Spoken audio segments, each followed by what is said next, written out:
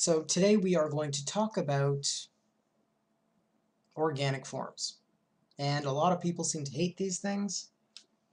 Honestly, I find them kind of fun, but they're kind of tricky at first, and I sometimes still have trouble with them. So an organic form is basically any non-geometric form, meaning we're not looking at, a construction from spheres and boxes and cylinders and cones and all that.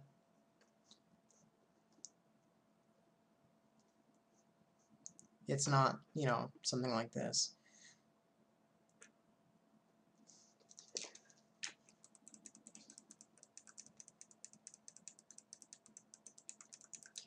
It's more like a random blob like this.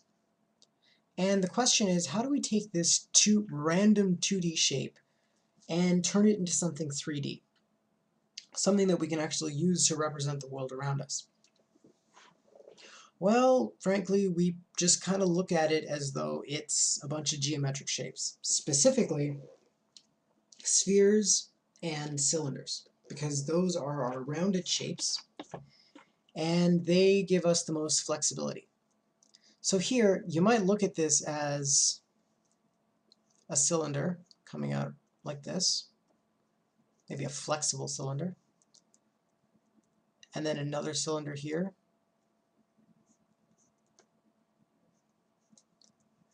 and a sphere and a cylinder or whatever. But it's generally easiest to just look at them as cylinders instead of spheres, because spheres just complicate things. So you can look at it like this.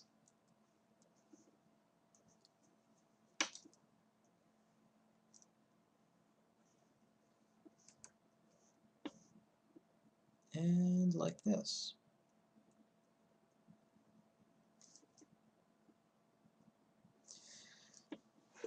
So the thing about cylinders is that since they're basically a circle that's been repeated infinitely over a certain distance, if you pick on any one spot on a cylinder, you can find a circle there, or an ellipse, because we're speaking in terms of 3D.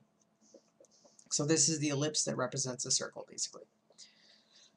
Or you could find one here, or here, etc. Now, what we want to do is we want to describe how the surface of the form warps. If it were just flat, it wouldn't warp at all.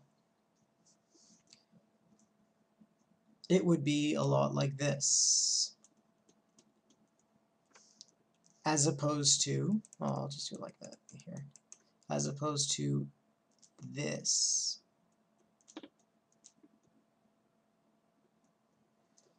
Or something like that. So we want all of the details along our form to wrap around it. So that's why we use contour lines.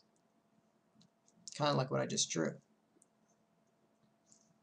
These contour lines are the most basic kinds of detail that most easily describes the surface because it wraps all the way around.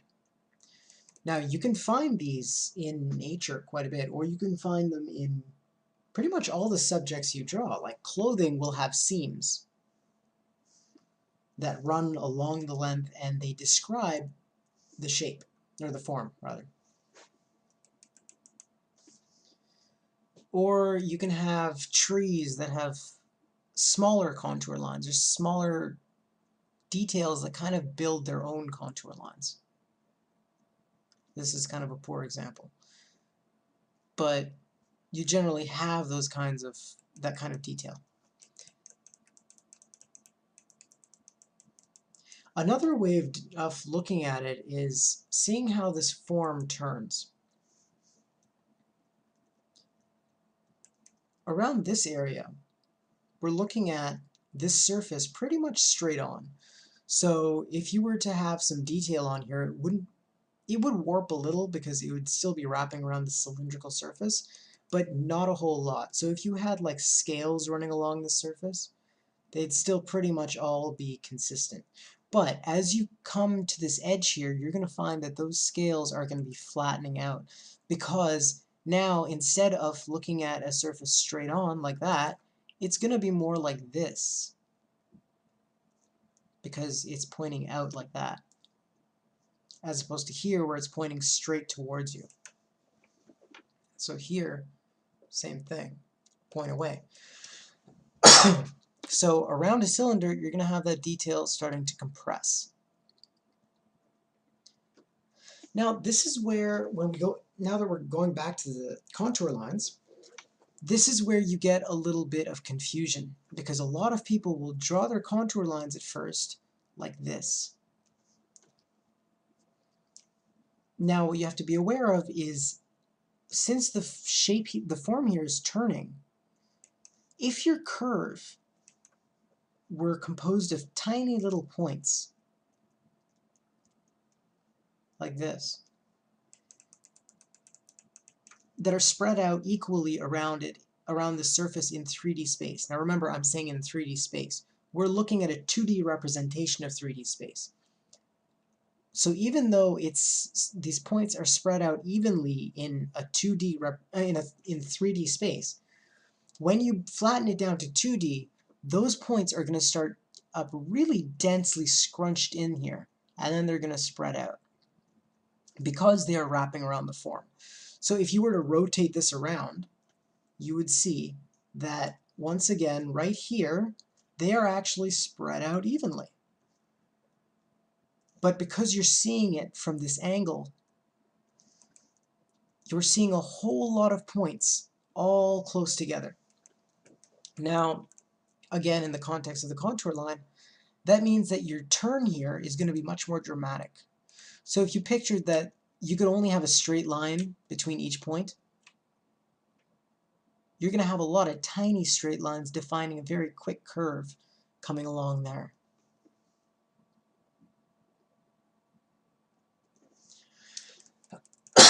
So you have to remember that near the edges, those curves are going to accelerate very quickly, unlike here where they're still pretty much straight.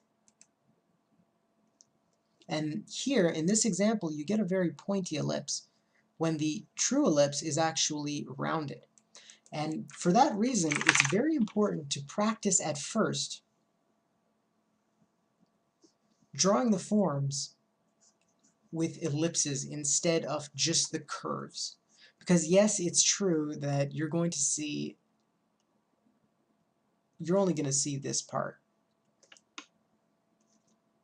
You're not going to see any of this if you were actually drawing it out as a final drawing, but we really do not care about final drawings here.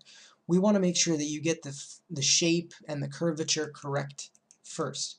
Once you're used to doing them in ellipses, you can start trying to just draw the curves in from the beginning, but you might screw up a little bit because you're not used to it. But remember to practice, and always remember about the ellipse that actually exists there. Even though you're only drawing half of it, there's still a full ellipse there. Now there's one last thing that I want to go over, and that is about the degrees of the ellipses. Now if you remember from lesson 1, the degree of an ellipse is just its width, not this. So if we're talking about an ellipse like this, it's still going to be this measurement here, not this. It's a smaller one of the two. Now this degree represents how the circle itself has turned away from the viewer, because every ellipse is just a representation of a circle in 3D space.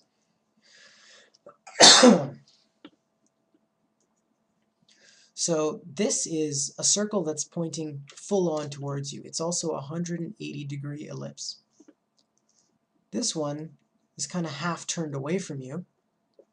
This one is fully turned away from you. So you can only see a line. It's a 0-degree ellipse, and maybe this one's a 90-degree ellipse. And the way we understand that better is if you're the viewer here, looking straight out And this is the circle you see. Of course, we're looking at it from the top down, so it's still going to be a straight line. But this guy is seeing a circle.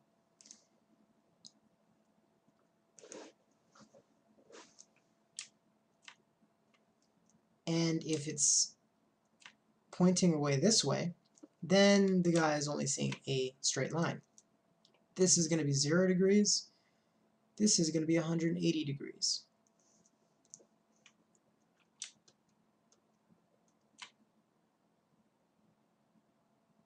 Or hold on. Might actually be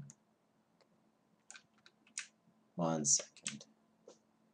Never mind, I'm wrong. This is 90 degrees.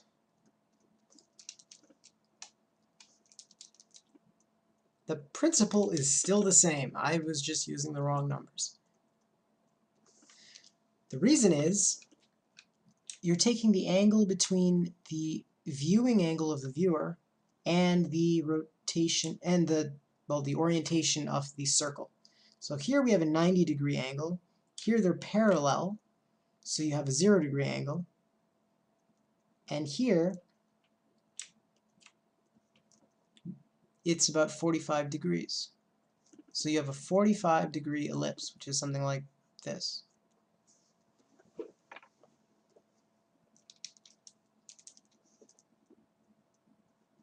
Now then, why does this matter? That's a pretty damn good question. It matters because if we can show how a circle is turning away and towards the viewer in 3D space, then we can actually show how this form here is turning towards and away from the viewer as you go through this sausage-like shape. So if we were to put a full-on circle here, that would mean that this cross-section is completely pointing towards the viewer. So at this point, it's coming straight at the viewer.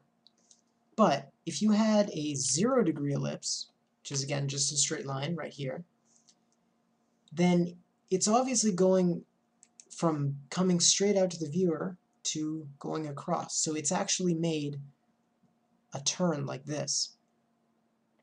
So at first, this point is here. At first, this one was coming out that way. Now this one here is going to be represented here, and it is now going across. So it's actually turned 90 degrees. And we could do the same thing again. We could have a pretty much 90-degree ellipse here, and it'll be doing this. Of course, just this information is not really enough to show that to the viewer, so we need intermediary information to show how it's changing. So these ellipses are now going to be kind of in the middle.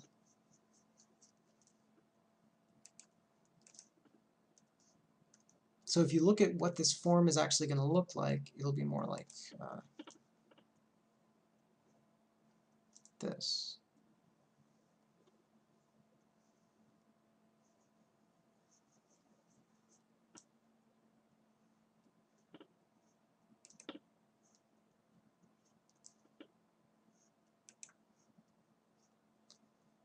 If you'll notice, I don't usually draw the 0-degree ellipses because they're just kind of flat. So instead, I'll pick one a little bit over and just draw the slight curve.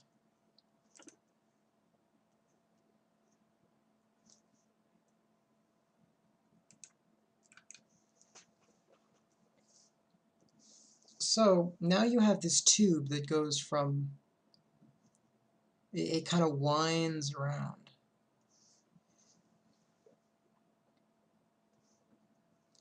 So basically, what I'm trying to say here is that when you're drawing in your ellipses, don't just draw random ellipses. I see a lot of people drawing the exact same degree ellipse all the way through. The actual degree does matter, and it's showing your viewer different kinds of information depending on the degrees of ellipse the degree of the ellipse that you choose. So you definitely need to be aware of that. I know it's a lot to take in, so this is probably the last part that you want to worry about. First, start off with just getting your ellipses to wrap around, or your curves to wrap around the form.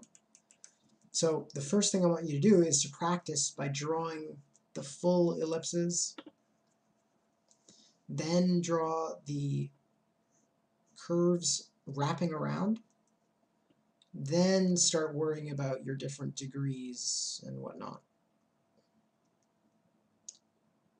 Hopefully I've clarified things. I get the feeling that I haven't, but we'll see. Thanks a lot.